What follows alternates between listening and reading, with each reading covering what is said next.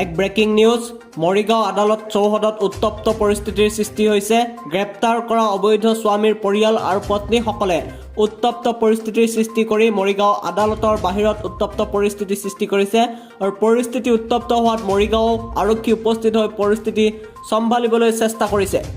নিজ স্বামীৰ জামিনৰ বাবে উপস্থিত হৈছে একাংশ পত্নীৰ লগতে পৰিয়াল আৰু এই পৰিয়ালবৰ্গ আৰু পত্নীসকলে উত্তপ্ত পৰিস্থিতিৰ সৃষ্টি কৰিছে মৰিগাঁও আদালত চৌহদত। আমি পুনৰ জনাইছোঁ মৰিগাঁও আদালত চৌহদত উত্তপ্ত পৰিস্থিতিৰ সৃষ্টি হৈছে। গ্ৰেপ্তাৰ কৰা অবৈধ স্বামীৰ পৰিয়াল আৰু পত্নীসকলে উত্তপ্ত পৰিস্থিতিৰ সৃষ্টি কৰে আদালতৰ বাহিৰত। মৰিগাঁৱত পৰিস্থিতি উত্তপ্ত হোৱাত মৰিগাঁও আৰক্ষী উপস্থিত হৈ পৰিস্থিতি চম্ভালিবলৈ চেষ্টা কৰিছে। নিজ স্বামীৰ জামিনৰ বাবে উপস্থিত হৈছে একাংশ পত্নীৰ লগতে পৰিয়াল।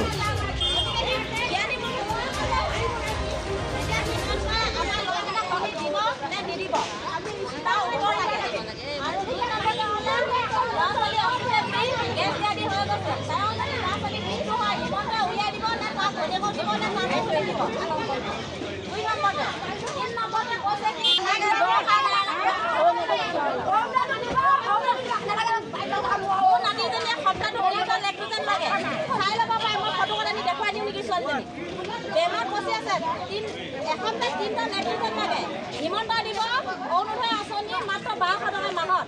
মোৰ ছোৱালীজনী নাতিজনী 3টা লেখাতে মোৰ হ'ব কাৰণে পৰিয়ালটো চলিবনে? মোৰ জোঙাই কাম নকৰিলে ঘৰখন কোনো নচলে। ছোৱালীজনী খৰচা দি আছে বেমাৰ আজাৰ হয়। এতিয়া 31 মাহ পৰে লগাওকচোন হিমন্তই দিলেনে? এতিয়া বমি কৰি হাগি আছে চাই দেখি আছে।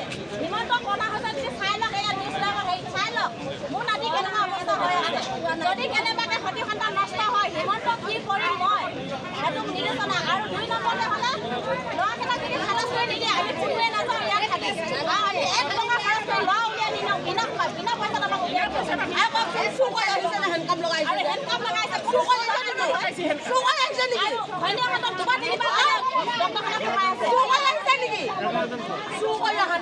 তিনিবাৰ দুবাৰ তিনিবাৰ চেকআপ কৰি আছে দুবাৰ তিনিবাৰ আহি আছে ইফালে পোৱালি বেমাৰ ডক্টৰক কাগজ আছে দেখুৱাই দিওঁ বা কিবা এটা আইন বনাইছে কাৰণে আনিব পাৰে কিন্তু হেণ্ডকাপ লগাটো কোনো উদয় চাবলৈ আহি নব ইয়াত দেই। মই দেখাই আছোঁ ৰ'ব মই দেখাই